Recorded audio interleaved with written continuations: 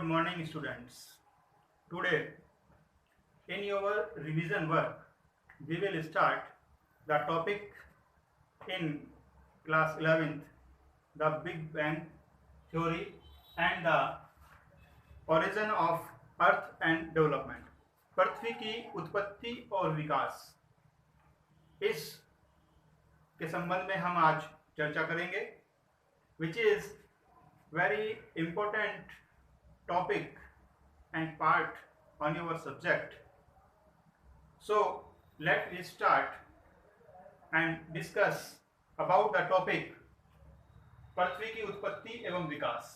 This is the physical parts topic in your geography book.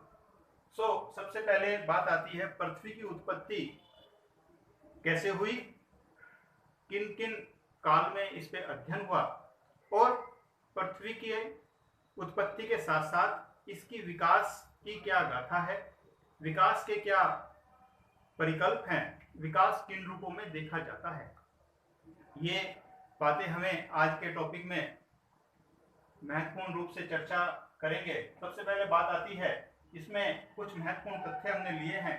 These are the 4 points here. सबसे पहले पृथ्वी की उत्पत्ति का सिद्धांत जर्मन विद्वान, जर्मन दार्शनिक इमैनुअल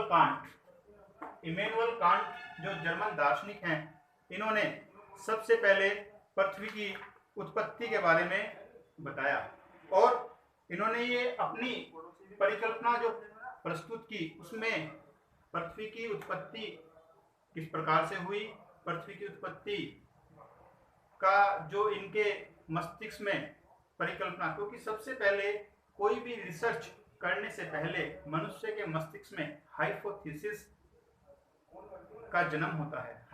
सबसे पहले परिकल्पना बनती है, फिर उस पे प्रमुख रूप से कार्य प्रारंभ होता है. तो विचार की उत्पत्ति होती है, फिर विचारों को परिपक्व करके परिलक्षित किया जाता है. तो सबसे पहले जर्मन दार्शनिक ने जो इमैनुअल कांट महोदय थे, उन्होंने पृथ्वी की उत्पत्ति की परिकल्पना प्रतिपादित की और उसके बाद जो हमारे गणितज्ञ थे, मुख्य रूप से लाप्लेस ने 1796 में यह बताया, कांट के सिद्धांत को अपनाकर उसके अनुसार काम किया, उसमें संशोधन प्रस्तुत किया जो निहारिका परिकल्पना पर आधारित था और उसी के नाम से जाना जाता था. इन्होंने बताया ग्रहों का निर्माण कैसे हुआ, ग्रहों के निर्माण के कारण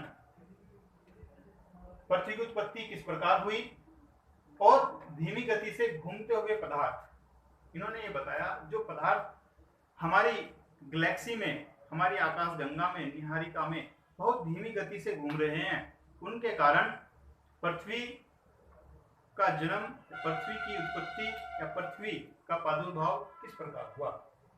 बात करें जो हमारे तीसरे महोदय थे, विद्वान चैम्बरलिन एवं मोल्टन. चैम्बरलिन एवं मोल्टन ने 1900 ईस्वी में ब्रह्मांड में एक भ्रमणशील तारा सूर्य के नजदीक से गुजरा और इस सिद्धांत के अनुसार इन्होंने ये प्रतिपादित किया कि जो तारा सूर्य के नजदीक से गुजरा, उसके टकराने से पृथ्वी का निर्माण हुआ और तारे का गुरुत्वाकर्षण जो है वो हमारे पृथ्वी के गुरुत्वाकर्षण से बहुत मिलता जुलता है. इसी के आधार पर इन्होंने, चैम्बरलिन एवं मोल्टन ने 1900 ईस्वी में पृथ्वी की उत्पत्ति और विकास के सिद्धांत को बताया और लास्ट में आता है बिग बैंग सिद्धांत. बिग बैंग थ्योरी जो भूगोल में और विज्ञान में सबसे महत्वपूर्ण सिद्धांत है, सबसे महत्वपूर्ण थ्योरी है. यह सिद्धांत सबसे अधिक प्रचलित है, प्रतिपादित है और विश्वसनीय है. बिग बैंग थ्योरी का सिद्धांत ब्रह्मांड की उत्पत्ति संबंधी सर्वमान्य सिद्धांत है जो आज से लगभग 13.7 अरब वर्ष पहले प्रतिपादित हुआ था. अर्थात इस सिद्धांत के माध्यम से यह बताया गया कि ब्रह्मांड की उत्पत्ति किस प्रकार हुई, पृथ्वी की उत्पत्ति किस प्रकार हुई, इसके कौन कौन से कारण रहे और इसके साथ साथ पृथ्वी का विकास किन किन रूपों में देखने के लिए हमें मिलता है। बहुत ही महत्वपूर्ण टॉपिक है पृथ्वी की उत्पत्ति एवं विकास। इस विषय में हम आगे भी चर्चा करते रहेंगे। आज के लिए इतना ही। धन्यवाद।